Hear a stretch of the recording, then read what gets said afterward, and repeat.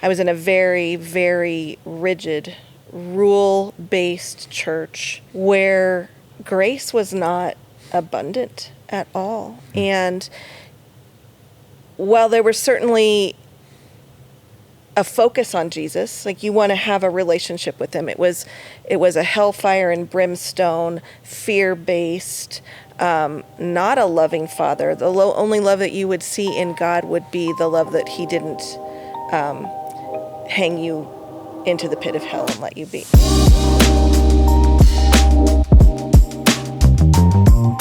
Hi, and welcome to God in the Gray, a conversation between the two of us and hopefully an invitation for you to come on in as we wrestle with spirituality, religion, and all of the gray areas that surround that. We hope you will feel comfortable as we are having a conversation to leave your questions and comments so that we can address those. You are welcome here. My name is Stacy, and I am on staff at New Life Bible Fellowship here in Tucson, Arizona, and I am so glad to be here to have this conversation and to be able to interact with you. It is a blast to step in, Stacy. I'm John Beeson. I'm a pastor here at New Life Bible Fellowship, and just genuinely, we do hope that this is a conversation. Our heart of this is not to talk at you, but talk with you. So thanks for joining us. So as we start, one of the conversations that we hear a lot and we hear often is church is hard. Religion is hard.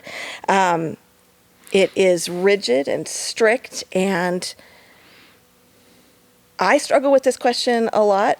Even still, why can't I just be spiritual and not religious? That just seems to make more sense in the big grand scheme of things. Yeah, I think that's such an important question. And I would just say, let's just start it this way. If you're asking that question, hey, I don't want to lose my spirituality. I still feel like I'm a spiritual being, but the idea of church, either you have baggage connected to that with hurts. It just feels like something that's out of touch with culture, with your life, or just you just have some suspicions about people in the world of church. Their motivations. Are they money hungry? Do they actually care about people? You're not alone. Mm. We are in the middle right now of a massive spiritual formation, spiritual transformation of America. Experts have called it the most significant spiritual shift in American history. It's called the Great Dechurching. And over the course of the last 30, 40 years, we've seen 40 million Americans opt out of church. They were one time a part of church, and now they're not. That's 16% of the American population has been part of that transformation. So if that's you, you are far from alone. And actually sort of as we've kind of dug into the why of that, it's not uniform. Mm-hmm. There's a lot of different answers to that question. There are certainly people who have been hurt by the church, and we want to deal with that in kind of future episodes for sure. There are people who have been turned off by religion or even just the tenets of Christianity. They're kind of pushing back from. Again, stuff that we want to dive into later. But the main group that we want to deal with, like today in this episode, is this group that's no, I'm a Christian. I think I believe in the Bible. I think I agree with what the Bible says about who Jesus is, but I just prefer to do that on my own. And I don't understand why I need the structure of the church around me, why I need to participate in this institution that can feel, I don't know, maybe it feels like it actually makes God more distant from you, or maybe it feels like there's a sense in which it's an obligation, or there's coercion involved, or you're just propping up this thing to stay alive. And so I just want to begin there with this point of empathy. We get it. You're not alone, and there's a lot of people asking that question.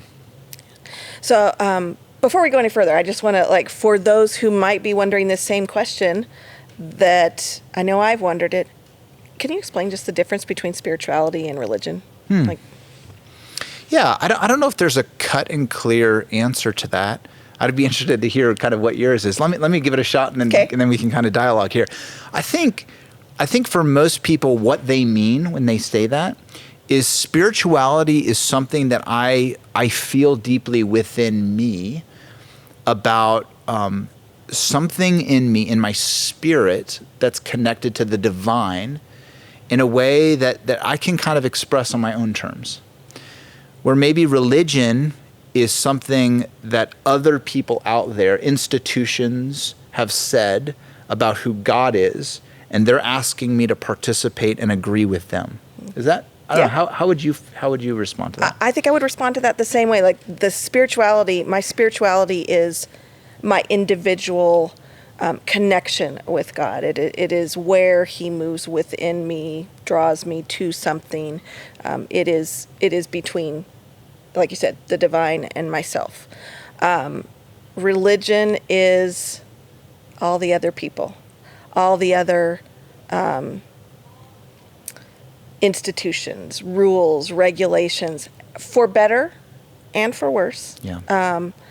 But it's the outside part of my spiritual world, my spiritual life, your spiritual life. So that said, as we come to that and we have those definitions, why wouldn't being spiritual versus being religious be better? I mean, we draw each other, we draw our kids to a place where we want them to have their own faith, right? We say we want them to have their own faith. So why wouldn't spirituality be the way to go instead of religion? Do we need both? Can we just do one? Do we have to do both? There's like this juggling game.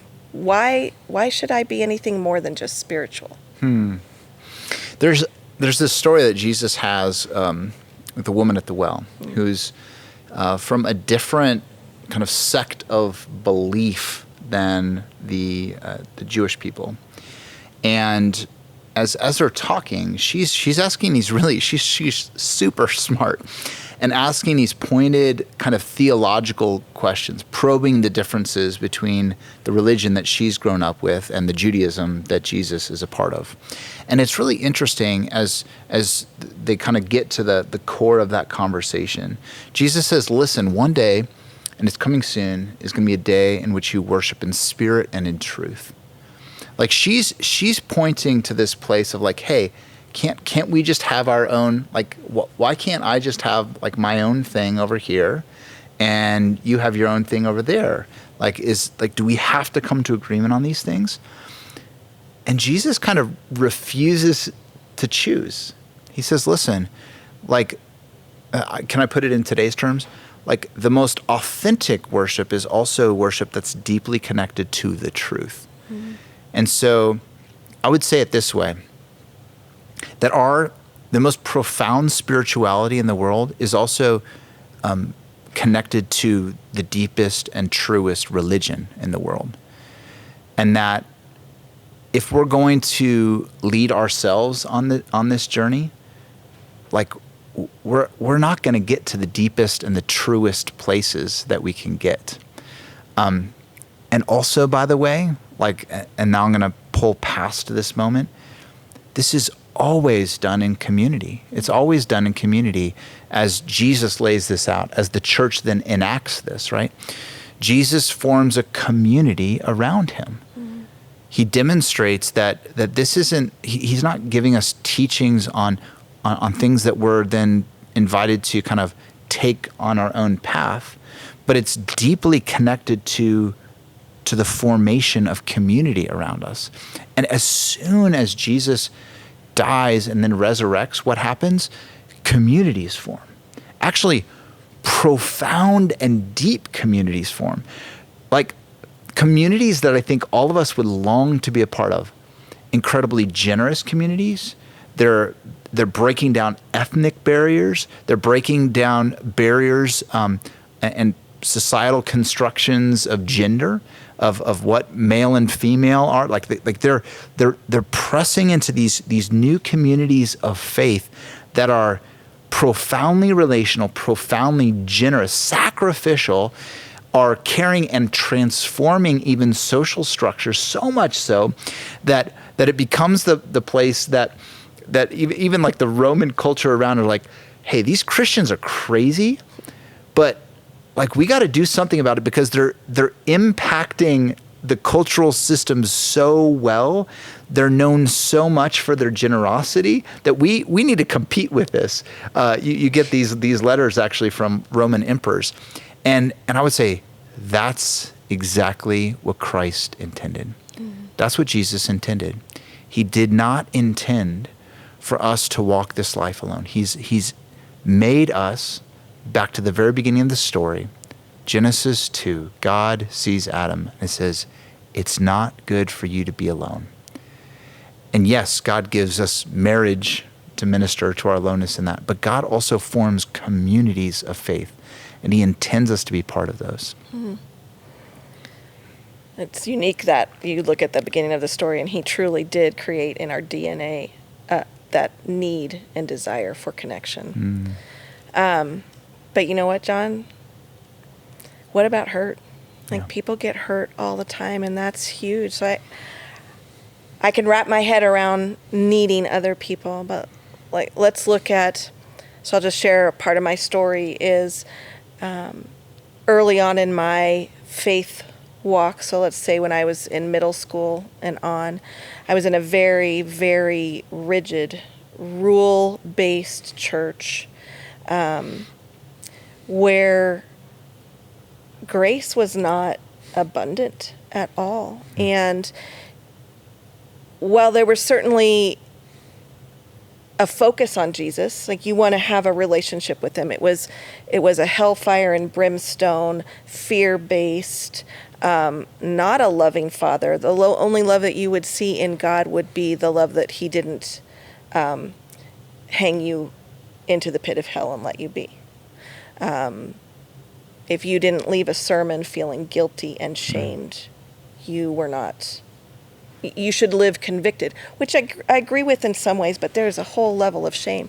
And I walked out of there just as I grew older. I ended up leaving that church, going to another church where I experienced better growth and certainly some grace, but then it was the hurt of the people. And so what I found is that if this is what church is if this is the way Christians are, I don't know that I want that. And so I stepped away and didn't step away from my faith. I knew that was important, but it was more along the lines of, I love Jesus, I just don't love his church. And so, like, please, if you're there, please know that we understand that. And there's certainly a lot to navigate in that, but it's hard. How do you get past that? How do you walk through those questions and that wrestling of, I don't want to go back and put myself in this environment again when surely I can grow. Jesus wants me to grow. He'll grow me on my own. What do you say to someone that's walked through that? Yeah. Or that is walking through that? Well, first, I hear your story and my heart breaks for you.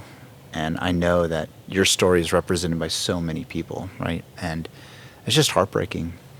It's not God's heart. It's not God's purposes, not God's intent. And so I just would say to you, I'd say to anyone listening, like, I'm sorry. Like, I'm sorry that that's the community that you've experienced. And my heart breaks with you. I think I would say two other things. One is, and don't hear this as like me trying to get the church off the hook, but I would just say, like, any community breaks down because people are involved. Like, one of the hardest things, if I was to leave Christianity, one of the hardest things to replace is Christians' doctrine of fallen nature, that we're all sinners, right? Like, it is, Blaise Pascal said essentially, like, this is like, of all the Christian doctrines, this is the most easy to verify. And I would agree. And I think that that's just true with any community. It doesn't matter whether you're part of a bowling league or whether you're part of, a sewing club or a book club. Like, I promise you, you stay together long enough, people are going to hurt each other. It's just going to happen. Now that, does that let the church off the hook? No, because in a sense, it hurts worse in the context of the church because your expectations and your hope are that maybe this will be someplace different. And I would just share, yes and no. On the one hand, yes, the church ought to be a place in which people are striving to embody the humility of Christ, the love, the compassion, the understanding, the mercy of Christ. On the other hand, no, as long as there's still sin in me, I am going to hurt those around me. And I wish I didn't. I wish I wouldn't. But I just will. I'm going to. The second thing that I would say is this, is that the alternative to that is death. It's death. There is a massive loneliness epidemic across the Western world. From Europe to America, there's a massive struggle with loneliness. And my heart breaks for that. We are more connected now than we ever have been. I have, I don't know how many, 1,500 friends on Facebook, But how many am I actually meaningfully connected with? How many am I actually navigating the depths of the pains of life? We serve on staff here together in a leadership meeting today. We were navigating through, hey, what is God teaching you this year, right? And so those are intimate conversations where we're bearing our souls and being honest with each other, and that's as God intends it to be. And so there can be the faux impression of community where there's not really community. And God has purposed us for community. And in that community, he's purposed us for intimacy. And I would suggest that at the heart of God's plan for intimacy is his church. Mm. And actually, that's the end of the story of the Bible, right? The Bible begins with the triune God in community, by the way, creating man and woman in his image for each other so that they would not be alone. The story ends with God awaiting his bride, who is not the individual, it's the collective church. It's the people of God together. The story that God has for us ends in intimacy, but it's corporate and communal intimacy. And so the end of God's story of spirituality, of his grand purposes for you and for me, is part of the body, part of that family. And so this life is to be lived in, we pray this, right? Jesus teaches us to pray. Your kingdom come on earth as it is in heaven. Well, in heaven, we will be perfectly united in community. And so if I pray that prayer in a meaningful way, what I need to be praying is, God, would you bring that community here at New Life Bible Fellowship in Tucson, in Arizona, and wherever you're located? And would I experience it more today on earth as you purpose us to experience that in heaven? That's good. As you think about those that we were just speaking of, maybe somebody who's struggled with church hurt, or again, who's in that, I don't understand why I should go to church. Maybe they're there and they're going, I do believe in Jesus. I believe in the Bible. I still want to do my solo thing. What would be your practical, maybe a practical ABC of taking that first, dipping that toe back in the water, even to realize that, like you just said, being a part of the body, if we're not there, if John Beeson's not there, if Stacy McLaren's not there, something vital is missing in the body. And that can be said of every believer. If you're not there and you're not a part, that community isn't whole yet because you're not there. So what would your like ABC 1, 2, 3s be to kind of wrestle through this and take that next putting the toe in the water? I love that question. I'm gonna begin maybe a little counterintuitively. My recommendation would be this. Like you just said this, right? Like if we're not there, then something's missing. And that's actually a biblical idea. There's many different pictures of what the community of God is, many different analogies of it. One of those is that we're a body. Paul talks about this in 1 Corinthians 12, that we're a body, members of that body. So you're exactly right. Like if Stacy is not part of this body, then our hand is missing, or our forearm, or whatever you are in the body, right? Like there's a missing part of the body here. And part of that body, like the analogy of 1 Corinthians 12 is that God gives us gifts through the Spirit of God. When you enter into a relationship with God, it's not just this pact of belief, but we're transformed. The Spirit of God now lives in me, and the Spirit of God now has given me and you, and if you're a follower of Christ, gifts. And those gifts are purposed for the benefit, the blessing of others. Mm-hmm. So I'd say this, like, who among us doesn't want to make a difference? Like, who among us doesn't want to see something change, to see something impacted? Like, I want my life to leave a mark. I think all of us feel that way. And I would say this, you have gifts that are purposed for God for the benefit and the blessing of the body of Christ. And I don't know who those gifts are intended for. Maybe it's kids. Maybe it's foster parents. Maybe it's those who are struggling with food security. Maybe I don't know what that is, right?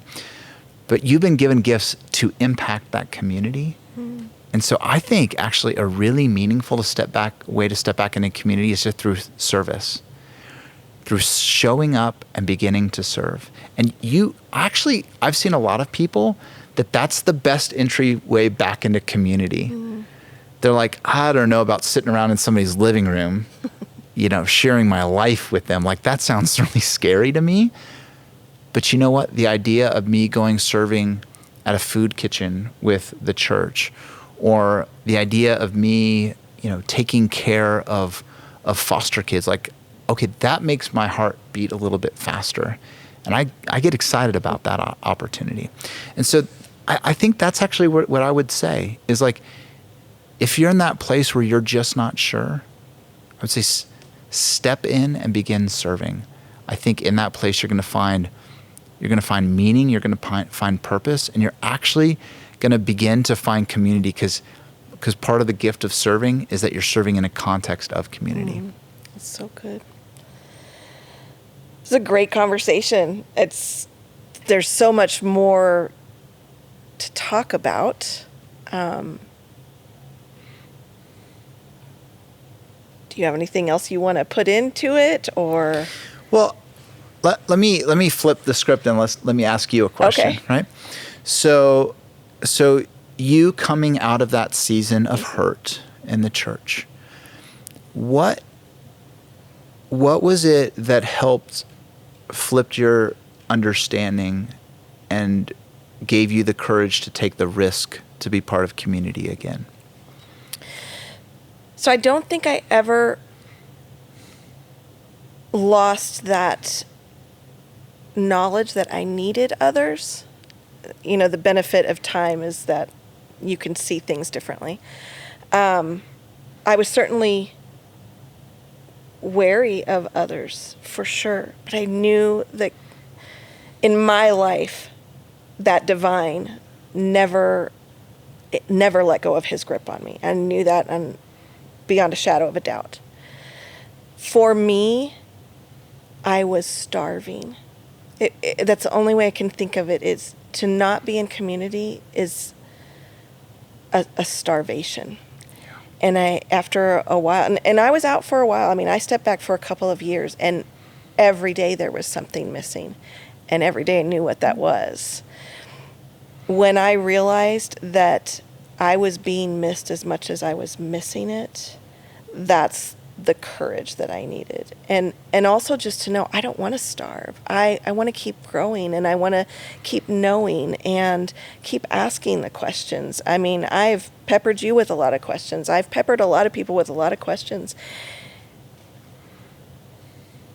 God He has better for us than we have for ourselves. We don't even know what we need. And that was the driving factor of, God, I want you. I want more. And that is obviously going to come through people, through your people. And that means that there's going to be hurt. Ultimately, I think I looked at it as, if I step back in and I get hurt again, I might be no better, but I'm not going to be any worse. And I'm certainly on a path to growing more and getting more connected. And boy, it didn't take long. It truly is that you build up in your mind the worst case scenario, and that's not what's waiting for you on the other side of the door frame. What's waiting for you is love and connection. And I mean, we throw out the word authenticity and intimacy, and sometimes I think that sounds so flippant, but it is not. It is just like the best, most rich meal you could partake of, and it nourishes every bit of you. Like my mind felt better, my heart felt better, my body felt better, my marriage was better, the relationships that I have outside of the church were better. And again, looking back at that, I'm sure I didn't see that fully then, but I do now. But God. Yeah. There's a Christian author by the name of C.S. Lewis who has this quote about love, and he says, listen, if you love, you're going to get hurt. And our tendency is to try to protect ourselves when we get hurt. But don't forget there's a cost. Because if you protect yourself, if you build up the walls around your heart will be transformed, will be changed as you enter into that chamber of protection. So yes, there's risk in love, but the risk is worth it if you want to preserve the heart that God has intended for you. It's been a fun conversation. It has been a fun conversation. We will put some of the resources that we've talked about, the books, in the show notes. We encourage you, if you have any questions, please leave them below in the comments. Do press like and subscribe to make sure that you never miss an episode. We look forward to a ton of other great conversations. We encourage questions. Please reach out to us if you have them. Thank you for joining us. We'll see you next time.